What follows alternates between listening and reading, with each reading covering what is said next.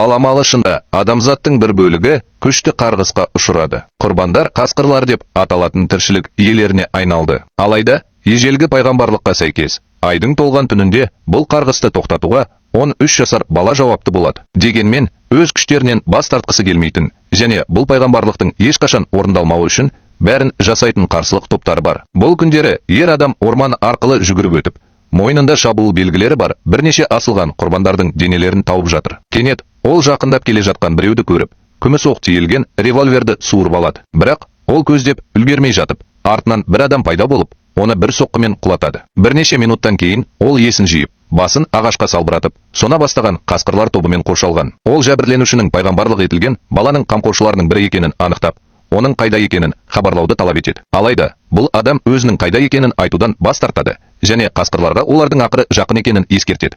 Өйткені пайғамбарлық 4 күннен кейін орындалады. Мұны дәлелдеу үшін ол барлығына қызыл аспанға қарсы айды көрсетіп, жоғары қарауды бұйырады. Сона айдың толған түні жақын арада келетінін біледі, және олар баланы мүмкіндігінше тезірек табу керек. Сондықтан қолында мылтық ұстап, ол күзетшіге тағы да баланың қайда екенін айтуды бұйырады. Бірақ ол бас тартады, ал Сона оны атып тастайды. Содан кейін ол пакетке топ жетекшісі Варикті тауып, оған келе жатқан қауіп туралы ескертуді бұйырады. Осы жерден алыс жерде қасқырлар отбасы пайғамбарлықтағы бала Тимотидің бейне жазбасын алады. Бейнеде баланың қорғалғаны және оның 13 жасқа толғанға дейін қайда екені құпия сақталуы керектігі көрсетілген. Содан кейін бәрі жертөлеге жиналып, трансформациядан кейін түнде оны тастап кетпеу үшін жилет киеді. Алайда оларға Варик шабуыл жасайды. Ол Сона және оның сенімді адамдары Зо және Гринермен бірге жертөлеге кіріп кетеді. Банданың жетекшісі баланың қайда екенін хабарлауды талап етеді.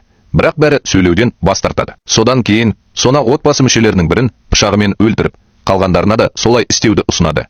Бірақ Варик бұған нүкте қойып, топқа үйді тінтуді бұйырады. Көп ізденістен кейін олар Тимотидің гаражда ойнап жүргенін көрсететін жазбасы бар таспаны тапты. Жақынырақ тексергенде, Варик бұл жерде таныс нәрсені байқап, баланың қайда болуы мүмкін екенін білетінін айтады. Осы уақытта Тимоти өз бөлмесінде ауыр астма ұстамасымен оянады. Оның анасы Рейчел оны тыныштандыру үшін қолдан келгеннің бәрін жасайды, және баланың тыныс алуын бақылауға көмектесетін отбасылық досы Вулдан көмек сұрайды. Осыдан кейін Рейчел оны төсекке жатқызады. Екеуі күйеуі Калеб қайтыс болғаннан бері қайын енесі Нананың үйінде тұрады. Одан басқа Джонас, Тимоти ағай және оның қызы Кетрин де Рейчелге балаға қамқорлық жасауға көмектесіп, олардың да бала екенін жасырмады. Ауыстырғыштар. Келесі күні таңертең Уилл Нанамен сөйлесуге барып, Тимотидің дағдарысы күннен күнге ушығып бара жатқанын айтты. Шын мәнінде, баланың демікпесі бұл ай толған кезде қасқырдың қаны оянғанының белгісі. Бұл оның қарғысын жою үшін таңдалған адам екенін, және олар осы үлкен күнге дайын болуы керек екенін дәлелдейді. Бақытымызға орай, бала қазірдің өзінде жақсы жұмыс істеп жатыр, және Рейчел дүкенге жұмысқа бара жатқанда отбасымен бірге қалады. Ол Кетриннің жігіті адаммен бірге кетіп қалады. Ал олар қалаға келгенде дүкенші Тимотидің жағдайы жақсымы деп сұрайды. Рейчел иә деп жауап береді. Бірақ оның бұл туралы білуі біртүрлі болып көрінеді. Өйткені ол ұлының денсаулығы туралы ешкімге айтпаған. Варик пен оның тобы қалаға мотоциклмен келе жатқанда, одан да оғаш оқиғалар орын алады. Жетекші топқа бөлінуді бұйырады, және өзінің сұңқарын пайғамбарлықтағы баланы іздеп, айналаны тарауға жібереді. Не болып жатқанын түсінбей, Рейчел жұмысын жалғастырады, және Нанаға қоңырау шалып, Тимотиді кешкі асқа әкелуін өтінеді. Әже баланы өзімен бірге қалаға алып барады. Бірақ ол көшелердің үстінен ұшып бара жатқан сұңқарды көріп, көп ұзамай Варикпен соқтығысады. Қасқыр әйелден баланы беруін талап етеді, бірақ ол бас тартып, оған мылтық сілтейді. Варик дәл осылай жасайды, және қалада атыс басталады. Онда шериф, дүкенші және курьер Нанаға көмекке келеді. Вариктің қалған бандасы да қақтығысқа қосылып, атыс дыбыстарының фонында Рейчел не болып жатқанын көру үшін жүгіреді. Баласы үшін қорқып, оның артынан баруға бел буады, бірақ адам оған жасырынуды бұйырады, және мылтықты қасқырларға бағыттайды. Атыс күшейіп, Нана Тимотиге құрылыс дүкеніне жүгіруді айтады. Бала бұл талапты орындайды. Оның артынан анасы келеді. Ол оның аман есен екеніне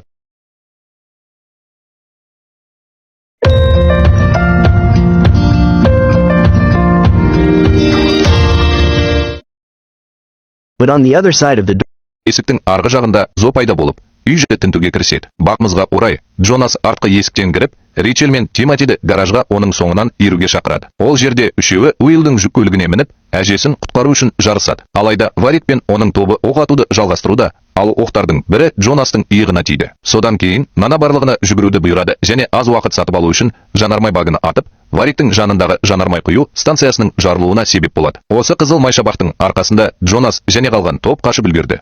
Бірақ Нана артта қалып, Варикпен жалғыз бетпе-бет келді. Қасқыр одан баланы беруін талап етеді. Бірақ Нана бас тартып, қарсы тұруға тырысады. Бір сәт қасқыр екіленіп, әйелден бұлай жасамауын өтінген сияқты. Бірақ оның ойын өзгертпейтінін көрген Варик мылтығын алып, оны өлтіреді. Жүк көлігіне оралғанда Рейчел не болып жатқанын сұрайды. Ал Джонас аударымдар туралы шындықты ашады. Калеб сияқты, олар түнде өзгеретін қасқырлар және Тимотиді қорғауы керек, өйткені ол бұл қарғысты жоюға қабілетті жалғыз адам. Рейчел бұған сенбейді және Уиллге жүк көлігін тоқтатуды бұйырады.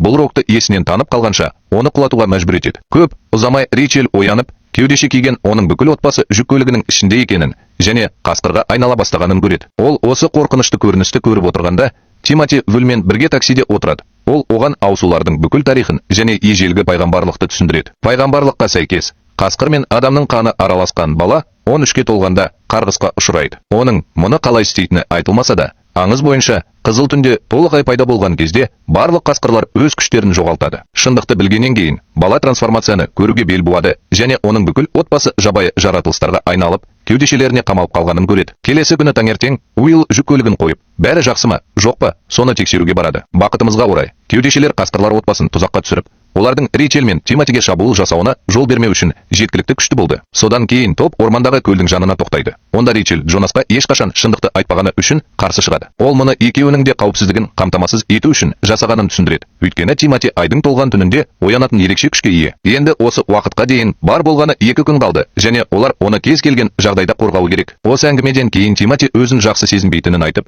анасымен сөйлесуге кетті де, оның көз алдында есінен танып қалды. Рейчел және басқалары оған көмекке жүгірді.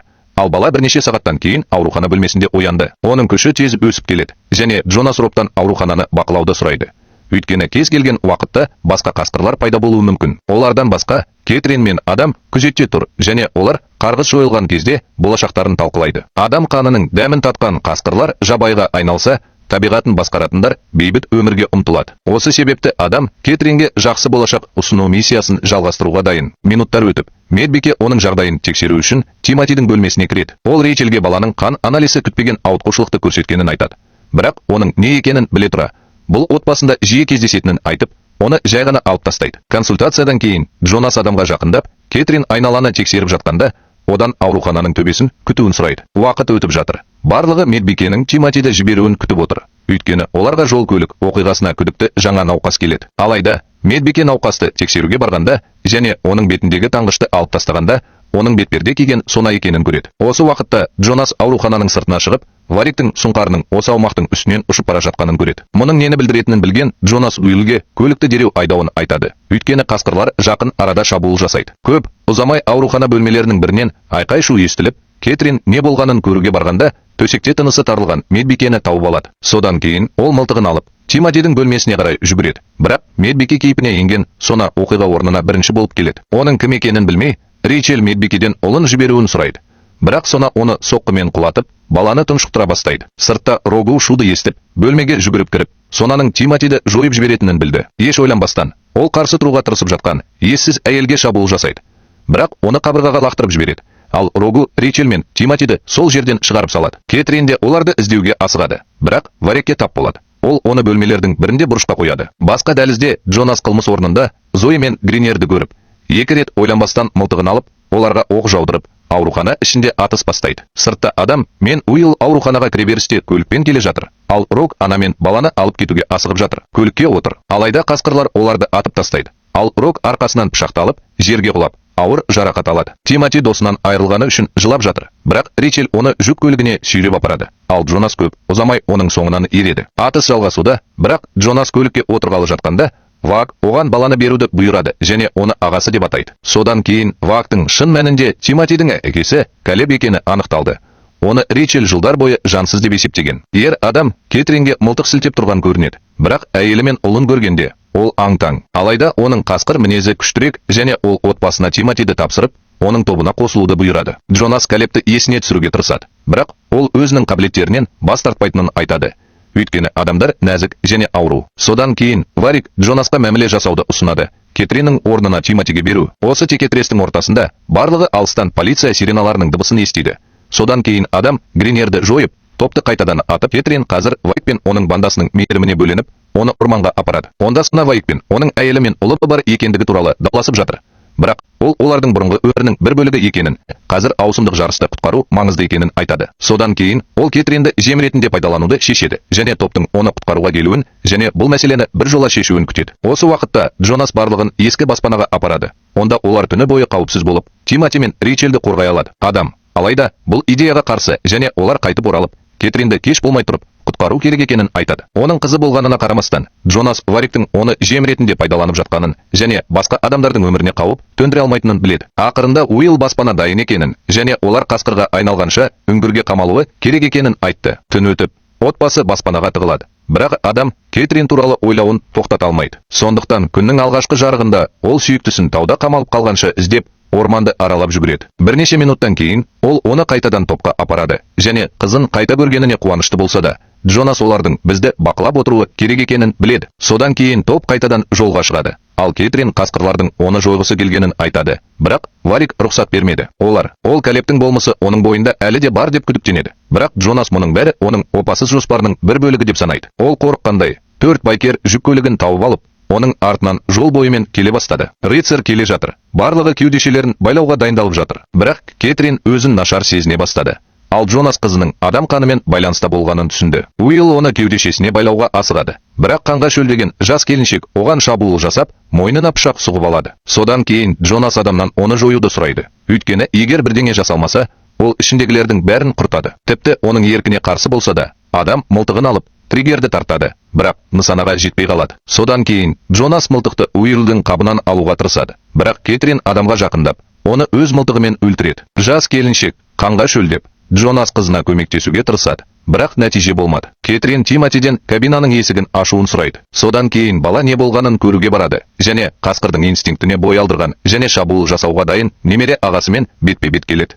Содан кейін Тимоти кабинадағы мылтықты алады да, ол қаламаса да мылтықты Кетринге бағыттайды. Алайда бала триггерді тартпас бұрын Джонас кеудешесін босатып, Уиллдің мылтығын тартып алып, қызын атып үлгереді. Осы қайғылы оқиғадан кейін көп ұзамай Вариктің сұңғары көліктің алдыңғы әйнегіне соғылып, көлік жолдың ортасында аударылып қалды. Көп ұзамай Варик және оның тобы жүк көлігін тауып, оны тексере бастайды. Бірақ Джонас, Рейчел және Тимоти олардың алдынан қашып үлгереді. Содан кейін үшеуі қараусыз қалған зауытқа қарай бет алып, қызыл аспанда ақырындап көтеріліп келе жатқан толық айды көреді. Олар оқиға орнына жеткен бойда Джонас оларды бөлмеде аман есен қалдырып, аумақты тұзақтармен қоршап алатынын айтады. Ол сондай ақ Рейчелге мылтық беріп, егер оған қасқыр кейпінде шабуыл жасамақ болса, ол оны қандай жағдай болмасын жоюы керек екенін айтады. Ақыры аспанда толық ай пайда болады. Ал пайғамбарлық түні Джонас фабриканы тінтіп, енді қасқырға айналады. Бірнеше секундтан кейін Варик, Сона және Зои да қасқыр кейпіне еніп, Тимотиді табу үшін бөлініп кетеді. Кенет Зои жоғарғы қабатта Джонасты көріп,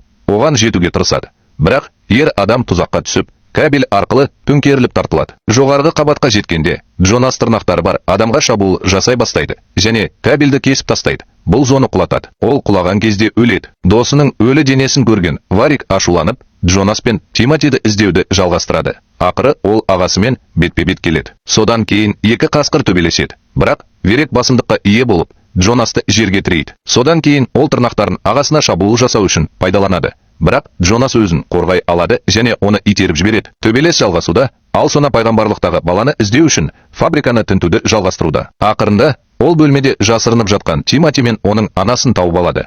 Ал Рейчел ұлын қорғау үшін мылтықпен қаруланған. Күтпеген шабуыл кезінде Сона төбеден секіріп түсіп, темір тормен қорғалған Рейчелге тікелей қонады. Соған қарамастан, ол ақырында мылтықты тастайды. Ал Сона әйелді бір жола құрту үшін тырнақтарымен торды тесуге тырысады. Алайда Тимоти анасының мылтығын алып, оны атып тастайды да, оны аударып жібереді. Жаратылыс әрекет етуге тырысады және балаға жақындайды. Бірақ Рейчел мылтықты алып, алған жарақатынан қайтыс болып, ойыннан шығып қалған Сонаны бірнеше рет атып тастайды. Сонымен бірге Джонас пен Варик төбелесіп жатыр. Ал Варик ағасын көпірден итеріп жіберді. Бірақ Джонас көпірдің түбінен ұстап үлгерді. Көп ұзамай Варик мылтық дауысын естіп, Сонаға ең жаман жағдай болды деп қорқады. Содан кейін ол өзінің серігін іздеуге шығады. Бірақ Рейчелмен кездеседі. Ол шабуыл жасаудың орнына оны есіне түсіруге тырысады. Қысқа уақыт ішінде Варик өзінің өткен өмірін есіне алады. Бірақ инстинкт басымдыққа ие болады және ол Рейчелді соққымен құлатады. Содан кейін ол Тимотиге жақындайды. Бірақ Джонас ұрыс даласына оралып, ағасын тоқтатады және олар қайтадан бетпе-бет келеді. Тимоти оның орнынан тұруына көмектесіп, ағасына қауіп төніп тұрғанын айтады. Тіпті қасқыр болса да, Джонас шеберлігі жағынан Варикке тең келе алмайды, және шарасыз шабуылда ағасының қолын тістеп алады. Осыған байланысты Джонас қанға тиіп, қасқырларға шөлдей бастайды. Өз әрекетін басқара алмай, ол Тимотиге қарай ұмтылды, бірақ соңғы секундта Рейчел пайда болып, Джонасты атып тастады. Осыған қарамастан, Варик артта қалып, Рейчелді тағы бір соққымен құлатып, Тимотиді аяқтауға дайындалып жатыр. Алайда, қасқыр оған шабуыл жасамас бұрын, Тимоти алыстан қоңырау дыбысын естиді. Бұл түн ортасында екенін көрсетеді. Бұл баланың 13-ке толғанын білдіреді, және пайғамбарлыққа сәйкес, қазір оның төңкерістің қарғысын жоюға күші бар. Бірақ Тимоти шабуыл жасаудың орнына ешқандай әрекет жасамайды. Содан кейін Варик өз ұлының мойнынан тістей бастайды. Осы кезде оның қаны шөлін басып, есін жиған қасқырға бір түрлі әсер етіп жатқан сияқты. Варик не болып жатқанын түсінбейді, бірақ ол қандай да бір жауап ала алмай тұрып, Рейчел ер адамды пышақтап тастайды. Ол оны аяғынан қағып жібереді, басынан соққы. Осыдан кейін Рейчел мен Тимоти оған жақындап, трансформация жүріп жатқанын, және Калеб қалыпты жағдайға, оның адам кейпіне оралатынын түсінеді. Ақыры отбасы қайта қауышып, үшеуі түнейтін бөлме іздеуге кетті. Олар қабылдау бөлмесіне жақындағанда, Рейчел арттан келе жатқан біреуді көрді де, ойланбастан мылтықты суырып алып, оны ер адамға бағыттады. Алайда, бұл жай ғана грим орақшы сияқты киінген, костюмдер кешіне қатысып, бөлме сұрамақ болған жас жігіт еді. Құмарлықтар басыла салысымен, отбасы бөлменің кілтін алды. Ал Калебтің көмегімен Рейчел Тимотиден қан үлгілерін ала бастады. Бұл әдіспен көбірек адамдарды емдеуге болады. Олардың кейбіреулері өз еркімен, басқалары күшпен. Бұған көз жеткізу үшін Калеб ұлының қанының біразын алып,